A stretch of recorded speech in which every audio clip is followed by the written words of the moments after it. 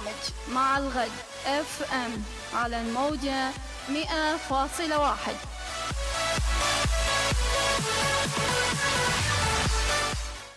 إذاعة الغد تكريت تقدم برنامج نبض المستديرة مع الكابتن علي غالب العزاوي. نبض المستديرة برنامج مخصص للأحداث الرياضية بكل صنوفها، يأتيكم كل يوم أحد في تمام الساعة 4 مساء على أثير إذاعة الغد تكريت 100.1 FM. أينما كنتم وأينما تواجدتم طبتم وطابت أوقاتكم بكل خير ومحبة. الموعد يتجدد معكم في حلقة جديدة من حلقات برنامجكم الرياضي الأسبوعي نبض المستديرة. هذا البرنامج الذي يأتيكم كل يوم أحد بتمام الساعة 5 عصرا عبر أثير راديو الغد تكريت على الموجة 100.1، ويمكنكم متابعة الحلقة عبر خدمة البث المباشر عبر مواقع التواصل الاجتماعي.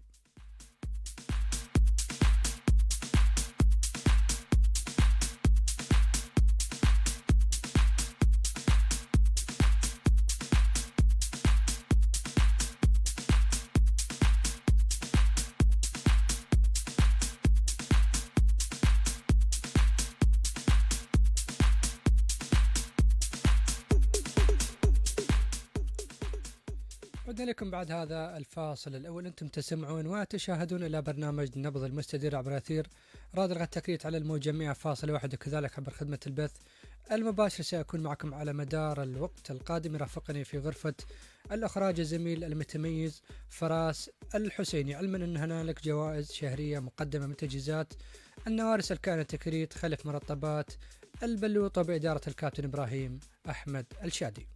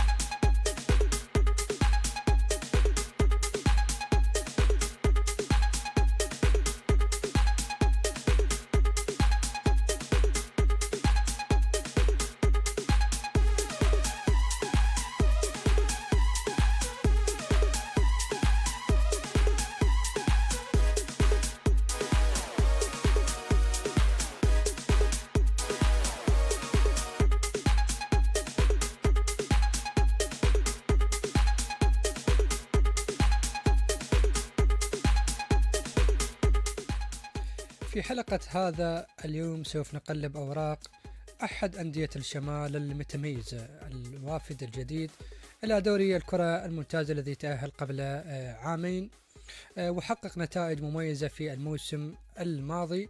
الآن أيضا يحقق نتائج مميزة على الرغم من الظروف الصعبة ويحتل الترتيب 12. طبعا حلقة هذا اليوم ستكون مخصصة عن نادي نوروز الرياضي. للحديث أكثر عن هذا الموضوع رحبوا معي بضيف حلقة هذا اليوم مدرب الفريق الأول الكابتن ولي كريم.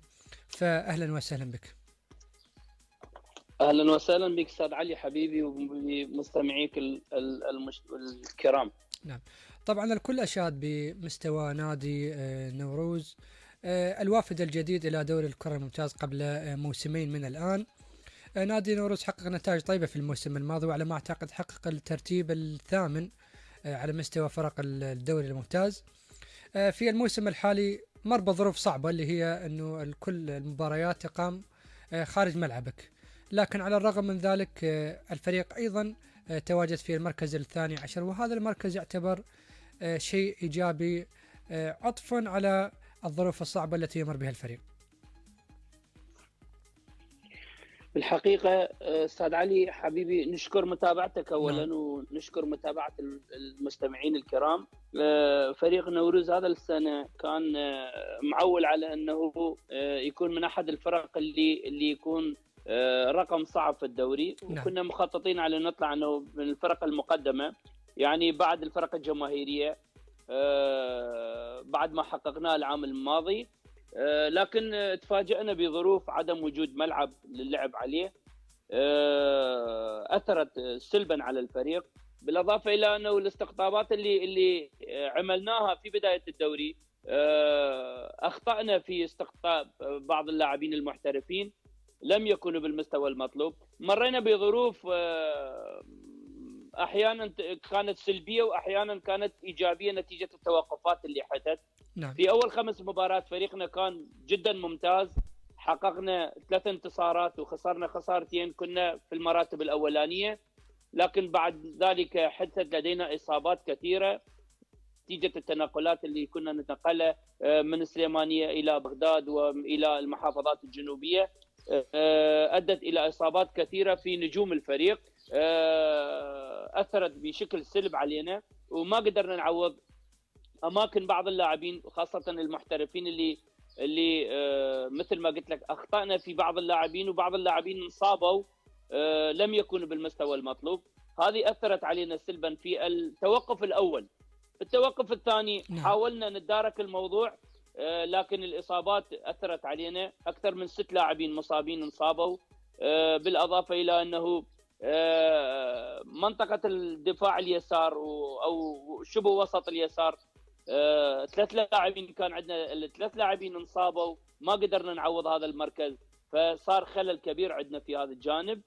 الحمد لله والشكر لله، بعد التوقف بعد بطولة الخليج انفتحت التنقلات، قدرنا نستقطب لاعبين محترفين على مستوى عالي، غيرنا اللاعبين المحترفين اللي لم نستفاد من عندهم. بالإضافة إلى أنه بعد بطولة الخليج لعبنا في ملعب أربيل، كان قريب علينا ملعب أربيل، وفال حسنة تقريبا نقول. 7 مباريات الأخيرة اللي لعبناها في ملعب أربيل قدرنا نحقق في الفوز في مباراتين، تعادلنا في 4 مباريات ولم نخسر، الحمد لله والشكر لله لحد الآن على ملعب أربيل. هذه كانت التنقل، يعني النقلة النوعية اللي حدثت في الفريق بعد بطولة الخليج. صح. كابتن، بالنسبة على طاري الملعب، النادي نوروز اصطدم بنظام التراخيص في الموسم الماضي، خاض مبارياته على أرضه وبين جماهيره، على الرغم أن الملعب كان ذو عشب صناعي. لكن اليوم لماذا نادي نوروز لم يختار مثلا ملعب أربيل أو ملعب السليمانية؟ نادي نوروز نادي حديث على اللعب في الدوري العراقي. تعرف أنت الدوري الكردستاني كان أحد أقطابها نادي نوروز، وأحد الفرق المرشحة دائما في الفوز بالبطولة، والفرق المنافسة في دوري كردستان. كل دوري كردستان تعتمد على الملاعب التيل الصناعي، أغلبيتها إذا ما نقول كلهم، أغلبيتها تعتمد نتيجة، تعرف الأجواء هنا في الشتاء الدوري يكون هناك أمطار وثلوج، فيستفادون من الملاعب التارتان. لم يفكروا في المشاركة في الدوري العراقي ولجنة تراخيص وبطولات، يعني على صعيد الدوري العراقي تعرف أنت يحتاج ملاعب عشب طبيعي. لكن كنا معولين على ملعب سليمانية، نلعب في ملعب سليمانية، لكن أرضية ملعب سليمانية تكون بالمستوى المطلوب. لهذه قررنا نحن نادي نوروز مع نادي سليمانية أنه نغير أرضية ملعب السليمانية ونجدد أرضيته تقريبا. هذه اللي القرار اللي كان موجود عندنا. الإخوان في الشركة اللي أخذت الملعب أعطتنا مواعيد غير مضبوطة، يعني كانوا مواعيدهم أنه بعد شهر أو شهر ونص ممكن ترجع تلعب على هذا الملعب. فارتئينا أنه طلبنا من الإخوان في إدارة نادي أربيل أنه يكون ملعب أربيل فرانسو حريري ملعبنا، والإخوان لم يمانعوا. لكن بعد أول مباراة مع نادي الكرخ اصطدمنا بقرار من إدارة نادي أربيل بمنعنا من اللعب في أربيل. لم نكن نعلم الأسباب، هناك أسباب تقول للمحافظة على الملعب، هناك اسباب تقول لي هناك امور سياسيه اخرى ما نفتهم ما عرفناها. المهم مشكورين الاخوان عندنا في اداره نادي الزوراء، ومشكورين اخوان في اداره الشرطه والجويه، فتحت لنا ملاعبها، و اخذنا ملعب الزوراء يكون ملعبنا في المباريات اللي يكون نستقبلها احنا. شاءت الظروف انه يكون ملعب الزوراء يعني معرض الى ترميمات وتبديلات، انتقلنا من ملعب الزوراء الى ملعب النجف وملعب كربلاء، يعني تنقلاتنا كانت كثيره. هذه الاسباب اللي خلتنا انه ما نلعب على ملعبنا. كل الظروف هي ضد نادي نوروز، ملاعب وامور سياسيه وامور اخرى. كابتن، الارضيه او الساعه الالكترونيه هي ليست مكلفه يعني، والوقت يعني مضى سريعا يعني، خصوصا توقف فتره الخليج. لماذا لا تم يعني هنالك مبادره يعني من حكومه اقليم كردستان، وهذا النادي ممثل للاقليم في دوري الكره الممتاز، باعاده تاهيل ملعب السليمانيه باسرع وقت ممكن، خصوصا ان الملعب ما اعتقد يحتاج الى امور يعني مكلفه، يعني فقط ارضيه وساعه الكترونيه. الملعب اعتقد هي الملعب لم يكن عائدا لمحافظه سليمانيه، اعتقد الملعب عائد لنادي سليمانيه. وتعرف مثل ما تعرف انت نادي سليمانيه نشاطاتها الرياضيه على صعيد العراق سيئه ومتوقفه، ونشاطاتها على صعيد الدوري الكردستاني لا تكون بالمطلوب. يلعب فريقهم يلعبون في الدرجه الاولى، فما كانوا يحتاجون الملعب، لان ملاعب موجوده، ممكن يلعبون في ملعب الجامعه، ممكن يلعبون في ملعب آشتي او سيروان. هملوا الملعب من هذه الناحيه. احنا انجبرنا يعني، حاولنا يعني انه فتحنا قنوات مع نادي سليمانيه من اجل ترميم الملعب، وبمشاركه نصفيه مع الفريق مع النادي مع الاداره، دفعنا مبلغ مناصف معهم من اجل ترميم. لكن اللي تفاجئنا به انه الملعب الشركه لم تعمل لها فرش، يعني تفرش الملعب الطيل الجاهز، عملت على زرع، وتعرف الزرع يحتاج فيه فصل الربيع يحتاج وقت. نعم الصيف يلا يطلع الزرع، يحتاج وقت. هذه هذه اللي اخرتنا. لو تلاحظ ملعب الكرخ، ملعب الساحر احمد راضي، نعم. بعدنا ب 45 يوم قدروا يلعبون بملعبهم. اعتقد مباراتين لعبوا خارج ملعبهم، صح، وردوا ورجعوا يلعبون في ملعبهم، والملعب جاهز وعلى اعلى الدرجات. هذه اللي اخطاء اللي وقعوا بها احنا نادينا مع نادي سليمانيه، هو بطء العمل في الملعب. هذه اللي اخرتنا، ولحد الان تقريبا يعني الموعد اللي منطينا اياه، بحيث احنا اول مباراتنا مع نفط البصره تكون في ملعب السليمانيه باذن الله. اذا يعني مباراه نادي نوروز بافتتاح منافسات المرحله الثانيه ستكون على ملعب السليمانيه باذن الله. هذه اخر اخبار اللي بعثونا انه اداره السليمانيه واداره نوروز، وبعثنا كتاب للاتحاد انه نغير ملعبنا المؤقت من ملعب فرانسو حريري الى ملعب السليمانيه. هل زارت في اول مباراه نعم. بالمرحله الثانيه مع نفط البصر. نعم عفوا كابتن، هل زارت لجنه التراخيص الملعب ام هذا الكلام هو شفوي؟ بعثنا كتاب الى لجنه التراخيص من اجل مشاهده الملعب وصلاحيه الملعب. فيما يخص ملعب نادي نوروز، اليوم اتكلم عن الملعب الدولي، اعتقد هو مدينه رياضيه. صح، مدينه رياضيه كامله. الان كانت الاجراءات فيها بدايتها كانت جدا سريعه، وصل الى مرحله تقريبا نقدر نقول 65% من الانجاز، لكن توقف نتيجه عدم وجود اموال، والعمل متوقف فيها لحد الان. فيما يخص مراحل العمل حاليا يعني متوقف، نسبة الإنجاز في الملعب متوقف. نسبة الإنجاز في الملعب متوقف تقريبا نقدر نقول 70%. الآن المدرجات جاهزة، لكن الأرضية والبنى التحتية الأخرى والمدرجات يعني ما زالت العمل فيها. عفوا كابتن، فيما يخص المدينة الرياضية لنادي نوروز ماذا تضم؟ هل فقط ملعب كرة قدم، ملاعب تدريب، أمور أخرى؟ ملعب كرة القدم وملاعب تدريب وجراجات بالإضافة إلى فندق، ويعني مجمع رياضي. مجمع رياضي متكامل. فيها الفارهم. بالعالم تجي متفقين مع الشركه تنضاف الى العمل فيها. كابتن اليوم كيف تتعامل تعامل الكابتن ولي كريم؟ ممكن لو يعني غير مدرب ما راح يحقق نتائج يعني إيجابية مع النادي ويصل إلى مرحلة المركز الثاني عشر. كثير من الأندية عجزت عن الوصول عن هذا المركز على الرغم من أنها تمتلك ملاعب، تمتلك دعم مادي.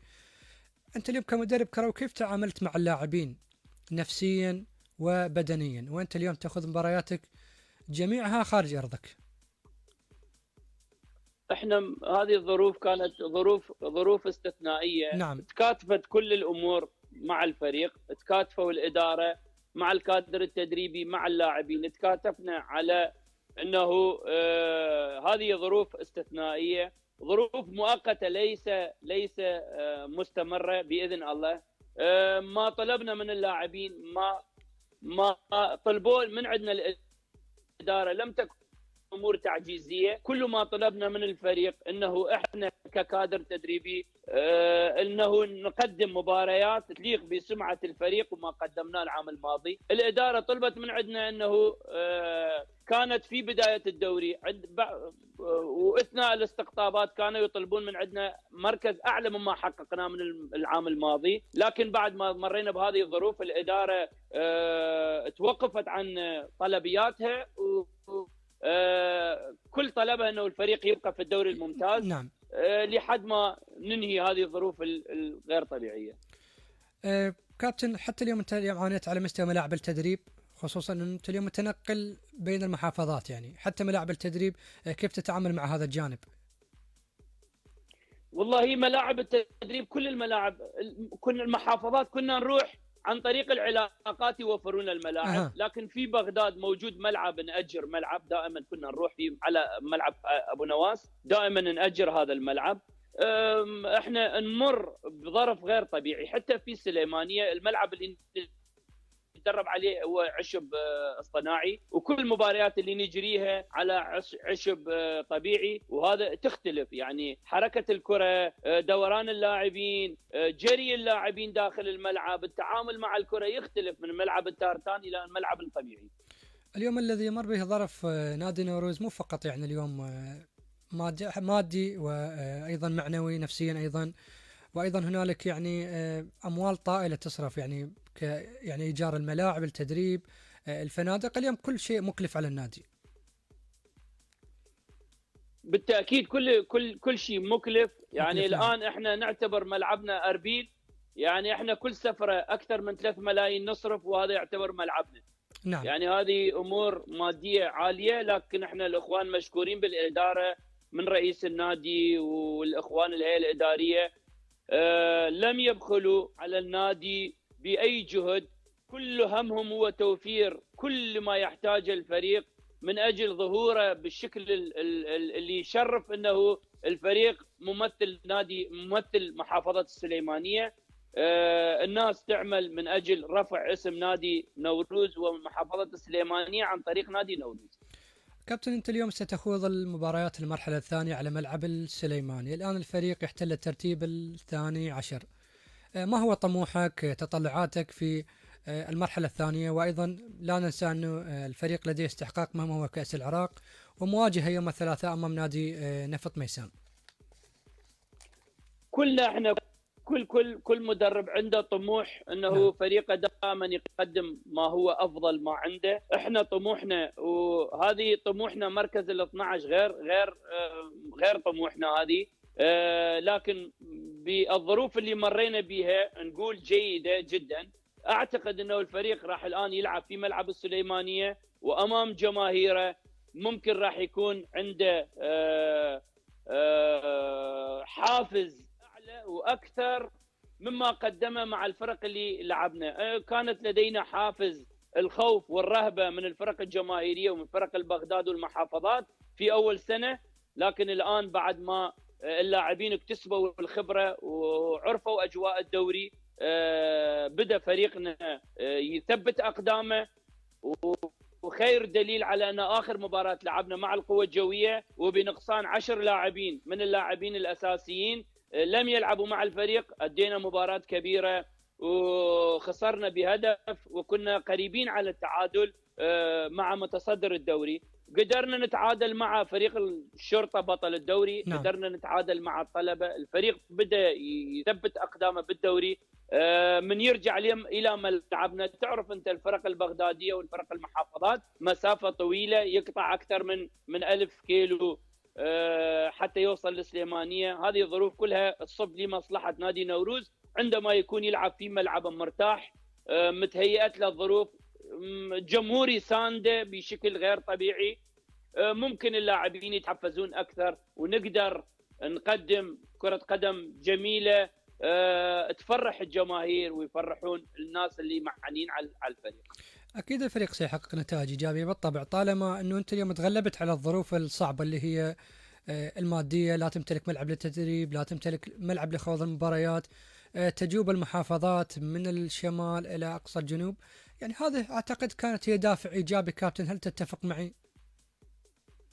بالتاكيد دافع ايجابي من ترجع تلعب ملعبك، لان هناك لدينا لاعبين كلهم طموح وكلهم انه لديهم الرغبه الكبيره، لحد الان لم يشتركوا مع الفريق كلاعبين اساسيين، لديهم طموح كبيره ممكن نستفاد من عندهم خاصه في ملعبنا. لدينا لاعبين من محافظه السليمانيه. العام الماضي كان لدينا مجموعه لاعبين من محافظه السليمانيه. الاداء العام للفريق والاداء الخاص للاعبين كان في محافظه السليمانيه اعلى مما يقدموه خارج السليمانيه. صح. هذه ملاحظه ثبتناها على اللاعبين الموجودين في المحافظه. نعم. ممكن من نرجع نلعب في السليمانيه نستفيد من خدمات هذول اللاعبين بالاضافه الى اللاعبين الجدد. اعتقد انه الفريق من يكون عندك حافز جماهيري، من يكون عندك دافع جماهيري، والفريق يلعب على ارضيه، المهم تكون ارضيه صالحه للعب كره القدم. فاعتقد انه فريقي من احد الفرق اللي تحب تلعب على ارضيات جيده حتى يقدمون ما عندهم من مستويات، لان نمتلك لاعبين على مستويات عاليه، لاعبين منتخبات وطنيه خاصه المحترفين. اعتقد انه هذه ملعب السليمانيه ممكن يكون فال خير علينا ان شاء الله باذن الله. كابتن، انت في الموسم الماضي كنت ضيفي في هذا البرنامج ايضا عبر اتصال هاتفي، وتحدثت ان اغلب عناصر الفريق سيتم الاستقرار عليها. بالنسبه للعناصر التي مثلت الفريق في الموسم الحالي، هل هي يعني نفس التي مثلت في الموسم الماضي؟ لا، صار تغيير كبير عندنا بعد انتهاء الموسم. اكثر من 16 لاعب غادر الفريق. اضطرينا انه نستقطب لاعبين جدد من الدوري الكردستاني، واستقطبنا لاعبين من الدوري العراقي، لكن ما مثل ما تكلمت انه اخطأنا في استقطاب لاعبين الجدد المحترفين، اخطأنا في بعض اللاعبين المحليين، عدنا النظر في بعض اللاعبين. الآن الحمد لله والشكر لله التوقفات وفتح التنقلات خلتنا نغير بعض اللاعبين ونستفيد من لاعبين جدد. الآن نمتلك احنا 16 لاعب من محافظة السليمانية والباقين لاعبين. عفوا كابتن، هذا أمر إيجابي يحسب لك. أنت اليوم منحت الفرصة لما يقارب 16 لاعب من محافظة السليمانية. يعني شاهد أغلب الأندية تستقطب لاعبين يعني من خارج المحافظة، وهذا الشيء إيجابي. إذن السليمانية اليوم ولادة بالمواهب. أنا بالتأكيد كان هدفي الرئيسي هو عند صعود الفريق من الدوري الدرجة الأولى للدوري الممتازة، هو أنه أعطي فرصة لكل لاعب لديه القدرة والقابلية أن يمثل محافظة السليمانية. أنا كنت لا أعتمد على اللاعب الجاهز، ولا كنت أعتمد على اللاعبين خارج المحافظة. نعم، الأسماء. لأن هذه الأسماء، هذه المهم أنه إحنا كان هدفنا أنه الفريق يمثل محافظة السليمانية، فلازم يكون العدد الأكبر من اللاعبين يكون من محافظة السليمانية، لأن أنت تعرف اللاعبين المحليين دائما ممكن في نظام الاحتراف أي نادي يبرز به ممكن يترك النادي ويذهب، لكن ابن النادي لاعب ابن المحافظة ما هذه صعبة أنه يتنقل إلى محافظة بغداد. وخير دليل انت شفت انه احنا العام الماضي لدينا لاعبين جيدين برزوا عندنا وانتقلوا الى انديه اخرى نتيجه العروض اللي نعطوهم اياه اعلى مما احنا نعطيهم اياه، مثل آسو رستم، مثل بنجامين، مثل إفياني. هذول لاعبين برزوا لدينا وراحوا الى انديه اخرى نتيجه عدم وجود ماده عاليه نقدر نعطيهم، او في نظام الاحتراف تعرف انت اي فريق يعطيك اكثر انت تذهب له. طبعا. عفوا كابتن، طبعا ما زال الحديث بقي وراح نتحدث عن كثير محاور التي تخص نادي نوروز الرياضي، ولكن بعد ما نروح فاصل وبعدها نعود لنكمل ما تبقى من حلقة هذا اليوم، فابقوا معنا.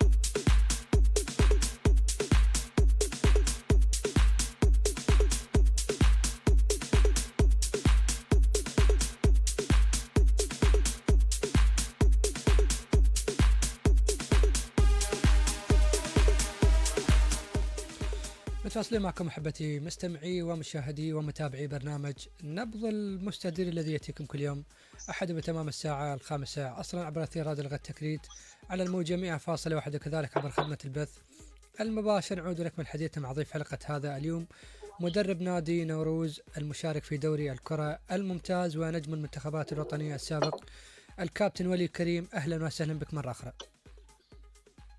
اهلا وسهلا بك حبيبي استاذ علي ومستمعين الكرام، ربي يحفظك.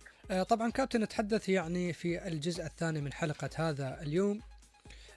أنت ذكرت بأن هنالك يعني كان خطأ في استقطاب يعني عدد من اللاعبين المحترفين أو كان ليس بمستوى الطموح. دائما أنديتنا ما تعاني من هذا الجانب، يعني يا ترى ما هي الأسباب؟ هل الأسباب هي فنية من المدرب، يعني خطأ يتحمل المدرب أو الإدارة، أما السبب بوكلاء أعمال اللاعبين، أما السماسرة؟ ما هي الأسباب كابتن؟ أستاذ علي والله هي أسباب كثيرة. نعم. أحد الأسباب هي ضيق الوقت في فتح التنقلات. نعم. عندما تستقطب لاعبين هناك شهر أو أقل من الشهر 25 يوم. نعم. وهذه الفترة غير يعني غير جيدة في اكتشاف اللاعب أو اتخاذ القرار الصحيح. لهذه احنا نعتمد على بعض السماسرة اللي أصحاب الخبرة وأصحاب اللي لديهم الثقة العالية أو باع طويل في هذا المجال. نعم. بالإضافة إلى مشاهدة الفيديوهات وحسب احنا قلت لك يعني دائما كل الأندية تخطأ، لكن الحمد لله والشكر لله احنا خطأنا كانت بسيطة. يعني استقطبنا لاعبين من 5 لاعبين، اخطأنا في لاعبين، مع العلم اللاعبين كانوا يلعبون على مستويات عالية، لكن بسبب عدم استمراريتهم في التدريب من التحقوا بالفريق كثرت إصاباتهم، لهذا ما استفادينا من عندهم. كان معنا أيمن الهاجري لاعب منتخب اليمن، صح، لاعب جيد. كان معنا نجومو أحد لاعبين القطن الكاميروني، يعني من أحد أفضل الفرق الأفريقية، لكن ما توفقوا معنا. غيرناهم بلاعبين على مستوى عالي. استقطبنا اللاعب نزار الرجدان من أفضل لاعبين المنتخب الأردني. استقطبنا أوكيكي هداف الدوري السوري، كان مع نادي حلب، بالإضافة إلى كلاوديو مارادونا، الآن هو حاليا هو هداف الدوري. صح، اللاعب الأبرز في الفريق. نعم. البرازيلي. اللاعب الابرز حقيقه، بالاضافه الى كان عندنا المدافع كلاوديو ليما. الان استقطبنا لاعبين محليين على صعيد عالي، احمد خالد من نادي الميناء، حسين عبد الواحد من نادي نفط البصره، صح. احد اللاعبين الجيدين. ايضا الحارس امجد رحيم عباس، حسين عباس استقطبناه من نادي الناصريه. استقطبنا وصفي عبد الله وصفي من نادي الميناء. الان الحمد لله والشكر لله قدرنا نعوض اللاعبين اللي غادرونا، بالاضافه الى انه اللاعبين المحليين واللاعبين المحترفين الان الحمد لله والشكر لله بعد توقف بطوله كاس الخليج الفريق يمر بظروف جيده، حققنا نتائج جيده، نتمنى ان شاء الله الفريق يواصل على هذا المنوال. كابتن، اليوم ما هو العنصر الابرز ما بين المحترف او اللاعب المحلي في صفوف نادي نوروز؟ والله استاذ علي، هناك فروق كبيره بين اللاعب المحترف واللاعب المحلي. عندنا في اول شيء اللاعبين مثل ما قلت لك، اللاعبين المحليين اللي يمثلون محافظه السليمانيه، لاعبين يفتقدون للخبره، لاعبين يفتقدون للعب في الدوري العراقي.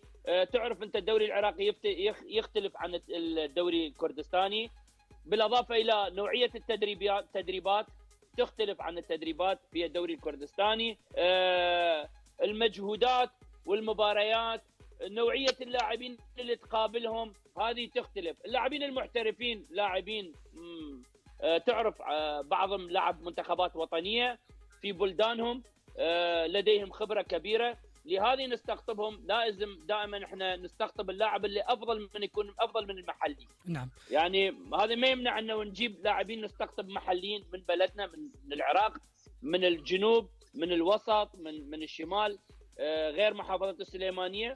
لدينا لاعبين من محافظه اربيل، لدينا كوسرت، لدينا نياز، محمد. ذول اللاعبين استقطبناهم من محافظه اربيل.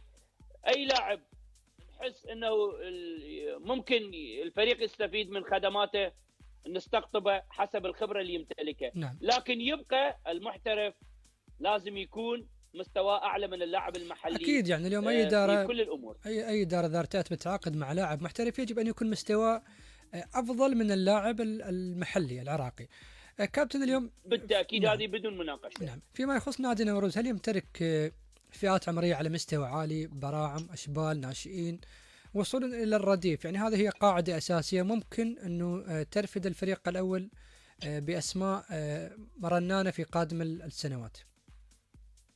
مثل ما قلت لك استاذ علي، فريق نوروز نادي فتي على الدوري العراقي. نعم. فريق جديد على الدوري العراقي، ما كان يمتلك لا لاعبين شباب ولا ناشئين، كان يمتلك فريق واحد هو يلعب في الدوري الكردستاني فقط.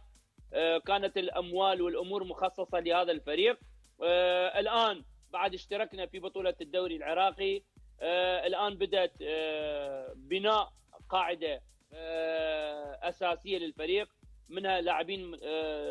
الان النادي مشترك في بطوله دوري الشباب الدوري العراقي، عندنا ناشئين مشتركين في بطوله الناشئين، لدينا لاعبين بالمنتخب الناشئين، لاعبين نعم. منتخب ناشئين العراق، لدينا لاعب منتخب الشباب، عندنا لاعبين بالمنتخب الاولمبي. صح، يعني في القائمه مؤخرا شاهدنا لاعبين. نعم.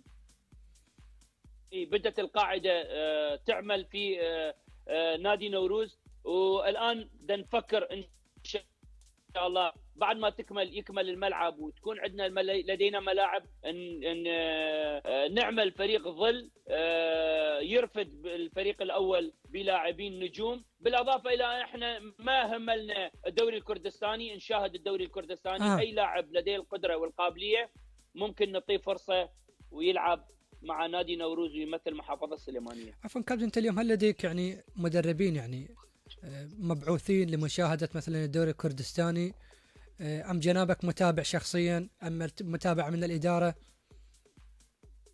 لا، الاداره تتابع. اني اتابع الدوري الكردستاني، اني نعم. كل الدوريات اتابع، الدرجه الاولى اتابع، الدوري الممتاز اتابع، كل اللاعبين اعرفهم بحكم عملي. الان اني صار لي 18 سنه صح. في السليمانيه، كل الانديه اعرفهم، كل المحافظات الدوري الكردستاني كل اللاعبين اعرفهم، اعرف اللاعب الجيد واعرف اللاعب الممتاز واعرف اللاعب المتميز، متابعهم.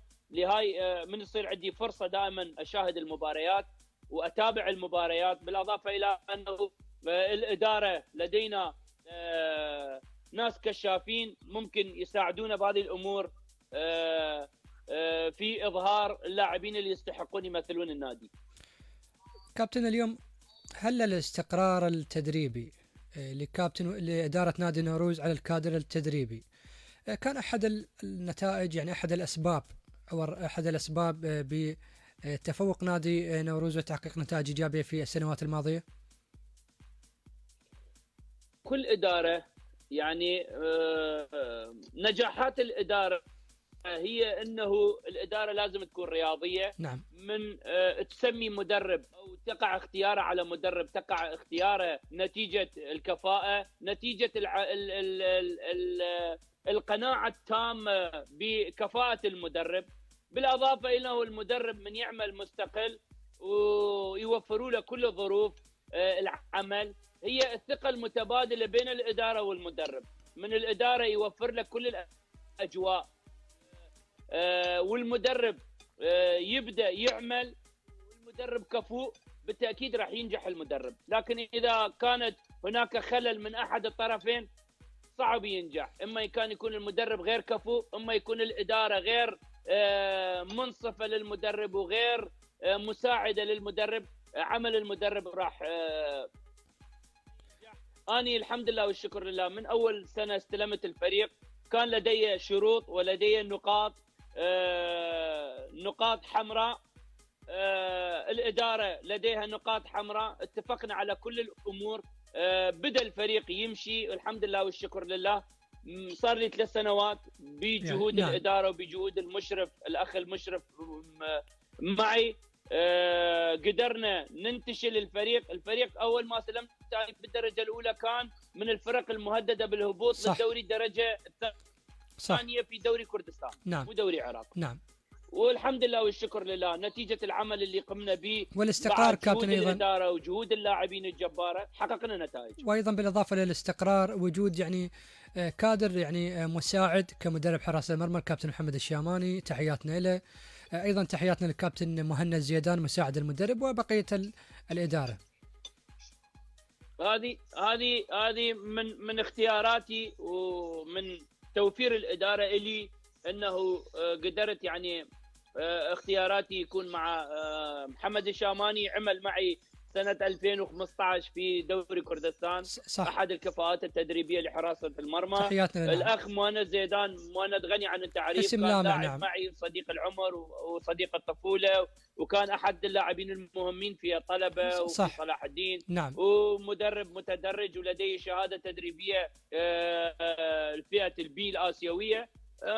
عنده إمكانية. قدرنا مع مدرب آخر برسيار عبد الله أحد لاعبيني كان في سيروان والآن مساعد مدرب، قدرنا نعمل كادر بتوليفة بها متابعة جيدة، بها علاقة متينة مع الأخ المشرف. قدرنا يعني الفريق يكون مستقر ويحقق نتائج إيجابية. نعم. يحقق نتائج إيجابية. أيضا كابتن ما يحسب للإدارة هو الاستقرار على الكادر التدريبي ل3 سنوات، وأيضا عدم التدخل في خيارات الكادر التدريبي فيما يخص اللاعبين، بالإضافة إلى صبرت على الكادر التدريبي على الرغم من أنه الفريق مر ب يعني فترة يعني قصيرة بنتائج سلبية، لكن سرعان ما عاد الكادر التدريبي لتحقيق نتائج إيجابية وتصحيح الأخطاء. كل الظروف اللي مرينا بها أستاذ علي لم تكن ظروف مقصرة من الإدارة أو مقصرة من المدربين الكادر التدريبي. نعم. الظروف اللي مرينا بها هي نتيجة ظروف غير طبيعية. السنة الأولانية كان هناك لعدم وجود أموال، كان من الممكن الفريق ما يشترك بالدوري لحد آخر رمق من بداية الدوري 5 أيام. قدرنا نجمع الفريق كان من شروطي انه انا لا اتحمل المرحله أو الاولانيه. نعم. كل ما هنالك علي انه ابقي الفريق بالدوري الممتاز، هذا اللي اقدر عليه. لكن الحمد لله والشكر له بجهود اللاعبين وبجهود الاداره والكادر التدريبي قدرنا بالمرحله الثانيه ننتفض ونحقق المرتبه الثامنه، اللي تعتبر فد انجاز كبير لاحد محافظات الشماليه، وخاصه المحافظات السليمانيه اللي لا توجد بها احد ان يمثلها في الدوري العراقي غير نوروز. عفوا كابتن، يعني بسؤال افتراضي، يعني ماذا لو كان يعني مدرب غير الكابتن ولي كريم ويقود نادي نوروز، هل قادر على تحقيق نتائج إيجابية على الرغم من الظروف المحيطة بالفريق؟ والله يا استاذ علي، هذه الاسئله ممكن اي مدرب ينجح، ممكن اي مدرب نعم. يبقى نتيجه مثل ما قلت لك قناعه الاداره بكفاءه المدرب. الاداره لديها كل القناعه التامه بكفاءه وعملنا الكادر التدريبي. الاداره دائما متواجده يوميا، موجودين في التدريب، يشاهدون نوعيه التدريبات، يشاهدون الالتزام بالتدريبات، يشاهدون ما نعمله من اجل الفريق. لديهم قناعه تامه انه الكادر دا يوفر كل الامور، والباقي جهد اللاعبين اللي موجود، واللاعبين الحمد لله ما دا يبخلون في جهدهم. والدليل على انه احنا في سنتين في الدوري الممتاز كل المباريات حتى من خسرناها كنا الفريق الافضل. نعم، الافضل، نعم، والابرز. نعم، كنا الفريق الافضل في اللعب. نعم. في الحيازه، الاداء الجيد. يعني حتى اخر خسرنا مع القوى الجويه كان ادائنا رائع. الناس اشادت به. هذه تحسب للاعبين وتحسب للكادر التدريبي وتحسب للاداره. كابتن، اليوم نشاهد مثلا السورستي محترفه في الدوري الكويتي والان في نادي الشرطه ويقدم مستويات متميزه. وايضا نشاهد لاعبين في المنتخب الاولمبي، في منتخب الشباب، في منتخب الناشئين، يعني كانوا من تحت عباءه الكابتن ولي كريم. هل من الممكن انه نشاهد لاعبين جدد يرفض يعني المنتخبات الوطنيه والانديه الجماهيريه في قادم السنوات من نادي نوروز؟ بالتاكيد، احنا دائما الانديه مو بس نوروز، كل الانديه المتوسطه اللي احنا مثل احنا والحدود وكهرباء ومعرضين الى هجره اللاعبين الى الانديه الجماهيريه. نعم. الانديه الجماهيريه مع الاسف الان بدات تعتمد على اللاعب الجاهز. نعم. وتعتمد على اللاعبين من الدرجه الاولى، وتعتمد على اللاعبين اللي يبرزون في الانديه الاخرى اللي نعم. ما تشاهد الان في القوى الجويه واللي تشاهد في الشرطه والزوراء، اغلبيتهم لاعبين من المحافظات الجنوبيه ومن المحافظات الشماليه ومن بغداد. مع الاسف كانت سابقا الزوراء كانت مدرسه كرويه تعتمد على الفئات العمريه، الجويه كذلك والشرطه. الان حسب الظروف اللي يمرون به البلد وحسب ما يطلبون من نتائج والادارات تغيرت، فبداوا يعتمدون على اللاعب الجاهز. واحنا من الانديه اللي ما نقدر نسيطر على لاعبينا، يعني نعم صح. نمر بالتاكيد، يعني مثل ما قلت لك احنا 16 لاعب غادر الفريق من العام الماضي. صح. كابتن، اسباب غياب اللاعبين المواهب على مستوى على الكره العراقيه كانت ولاده، والانديه الجماهيريه كانت تمتلك يعني عده اسماء لامعه. اليوم يعني غابت الاسماء اللامعه، ما هي الاسباب؟ هل هي الاسباب عدم الاهتمام بالفئات العمريه، ضعف في المدربين، ضعف في دور الكشافين، ام هنالك اسباب اخرى؟ هذه الثلاث نقاط اللي انت اشرت عليها هي اللي موجوده. نعم.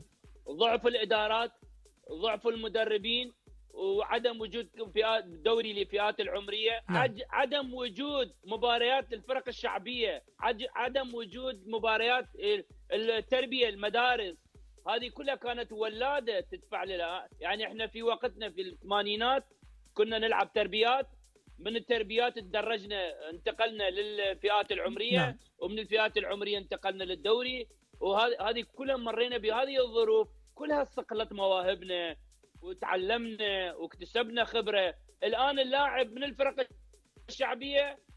الشعبيه الغير منظمه، هاي الملاعب الصغيره الستة التارتان، ملاعب الصغيره، الى للدوري الممتاز. ما نعانيه الان في التدريب، في تدريب اللاعبين، انه لا يوجد لدى اللاعب اساسيات كره القدم، كرة القدم نعم. اساسيات البناء من امور تكتيكيه تكنيكيه مهاريه لا توجد، نتيجه الفطره. اغلبيه اللاعبين فطره، لهاي تشوف انه مدى نشوف برغم هاي الظروف هم موجوده لاعبين، صح. هم موجودين. يعني تعرف انت العراق ولات أكيد ولات بكرة القدم نعم. المواهب نعم كابتن اليوم موجوده، لكن نعم ليس بكثره. ليس بكثرة نعم. الموسم الحالي هو دوري تراخيص. رأيك بمسابقة الدوري الممتاز مقارنة بالموسم الماضي؟ الدوري الآن صار أقوى، أفضل، هذا السنة أفضل من العام، وأيضا الملاعب جيدة نعم. على ملاعب جيدة، نتيجة الاهتمام بالدوري، نتيجة كل الفرق. العام كان مقتصر على نادي الشرطة، كان الوحيد يغرد خارج السرب. الآن كل الفرق منافسة نعم.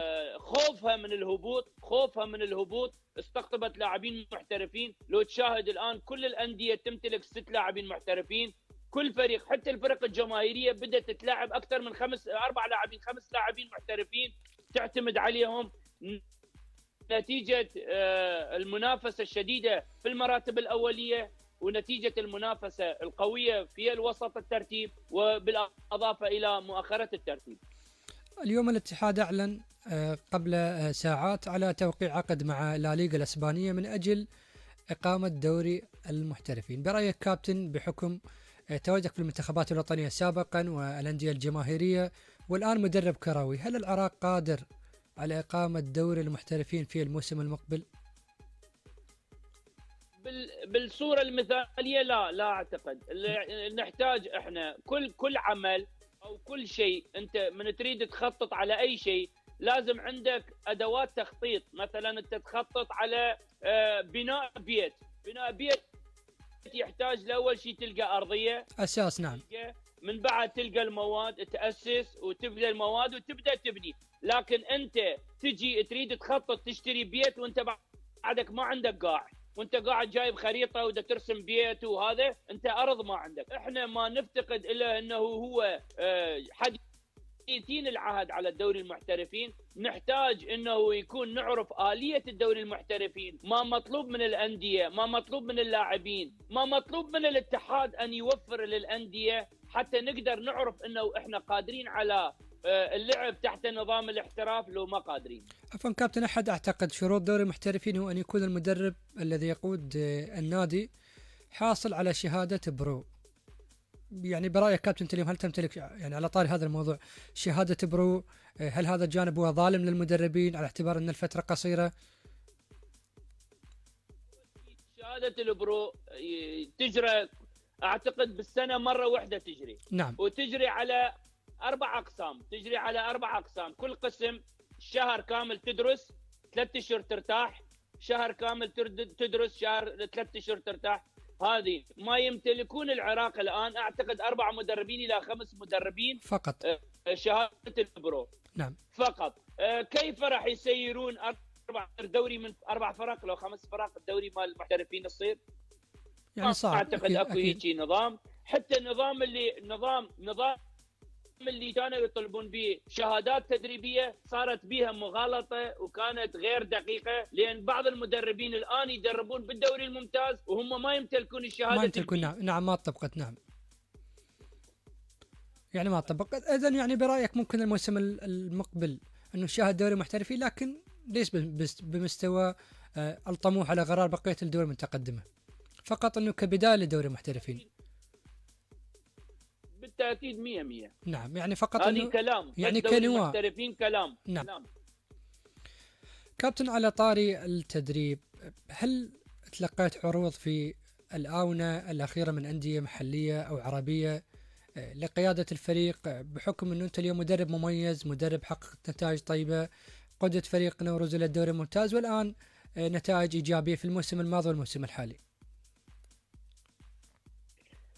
أنا الحمد لله والشكر لله بالدوري المضى هذا السنة، يعني كملنا العام الماضي الماضي جتني عروض اكثر من 7-8 انديه نعم.